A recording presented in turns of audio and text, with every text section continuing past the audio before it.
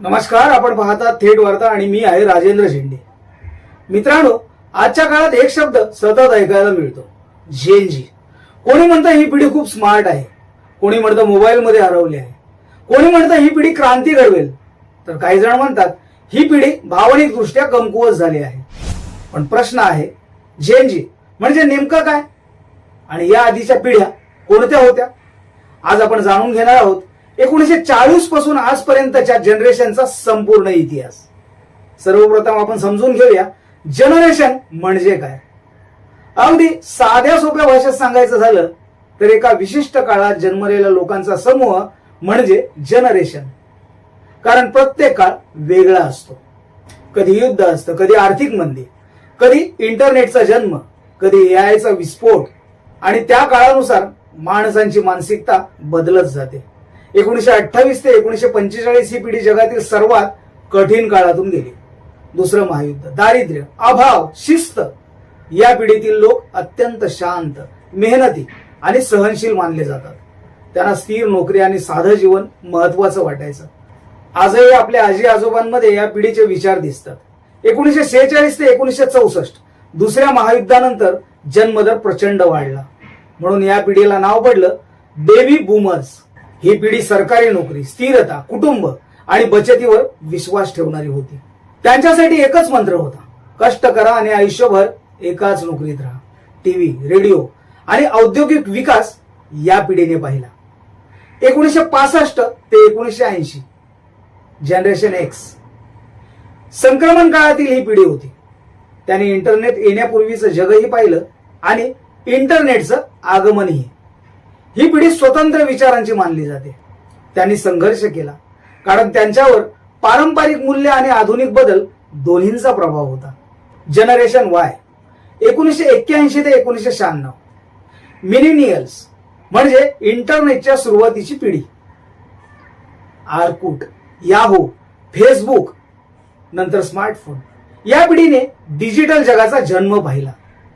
ही पिढी career, passions आणि work life balance याबद्दल जास्त जागरूक झाली. पण याच पिढीवर सर्वाधिक टीकाही झाली. लेझी आहे, जॉब बदलते, जास्त प्रश्न विचारते. पण खरं पाहिलं तर ही पिढी जुन्या विचारांना प्रश्न विचारणारी पहिली मोठी पिढी होती. जनरेशन झेड अर्थात जेनजी 1997 ते 2012. आता येते ही पिढी ज्यांच्याबद्दल आज सर्वाधिक चर्चा होते. जेनजी म्हणजे इंटरनेटमध्ये जन्मलेली पहिली पूर्ण पिढी. त्यांच्या हातात लहानपणापासूनच मोबाईल होता. YouTube, Instagram, reels, AI, gaming, influencer हे त्यांचं जग आहे. ही पिढी काही सेकंदात माहिती शोधते. या पिढीला लांब व्हिडिओपेक्षा शॉर्ट कंटेंट जास्त आवडतं. ही पिढी मानसिक आरोग्याबद्दल उघडपणे बोलते.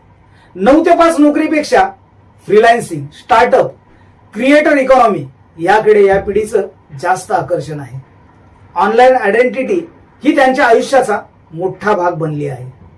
मित्रांनो, प्रत्येक जुन्या पिढीला नवी पिढी चुकीची वाटत आली आहे. पूर्वी म्हणायचे टीव्ही मुलांना बिघडवतो, आज म्हणतात मोबाईल बिघडवतो. पण प्रश्न मोबाईलचा नाही, प्रश्न वापराचा आहे. आजची तरुण पिढी खूप एज्युकेटेड आहे पण रोजगार कमी आहे. डिग्री आहे पण स्किल नाही. एआय मुळे अनेक नोकऱ्या बदलल्या आहेत, म्हणून जेनजी सतत एन्झायटी मध्ये जगत आहे. आज लाईक्स म्हणजे अप्रुव्हल झाला आहे.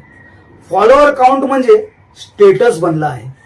रील्समुळे डोपामाइन ऍडिक्शन वाढत आहे. लोक स्वतःची तुलना इतरांशी करू लागले आहेत. आजच्या पिढीत रिलेशनशिपची व्याख्या बदलली आहे. ऑनलाईन चॅटिंग वाढलं पण प्रत्यक्ष संवाद कमी झाला. एकाकी पण वाढत आहे. 2013 नंतरची ही पिढी एआय सोबत वाढते आहे. त्यांच्या जन्मापासून tablet, voice assistant, AI tools उपलब्ध आहेत. भविष्यात ही पिढी शाळेपेक्षा एआय शिक्षकांकडून जास्त शिकू शकते. एआय जग बदलणार आहे. पण प्रश्न आहे, मानव बदलायला तयार आहे का? भविष्यात डिग्रीपेक्षा क्रिएटिव्हिटी महत्वाची ठरेल.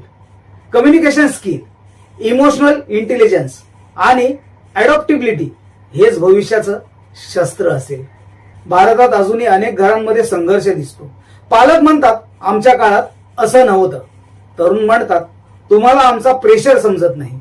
हा संघर्ष फक्त विचारांचा नाही तर काळ बदलल्याचा परिणाम आहे. प्रत्येक पिढी वेगळी असते कारण काळ वेगळा असतो. बेबी बूमर्सने देश उभा केला, जनरेशन एक्सने बदल स्वीकारला, मिनिमल्सने डिजिटल जग आणलं आणि जनरेशन झेड जगाला नव्या दिशेने नेत आहे. पण शेवटी तंत्रज्ञान बदललं तरी माणुसकी टिकली पाहिजे. तुम्ही कोणत्या जनरेशनचे आहात आणि तुम्हाला कोणती पिढी सर्वात जास्त प्रभावी वाटते? कमेंटमध्ये नक्की सांगा.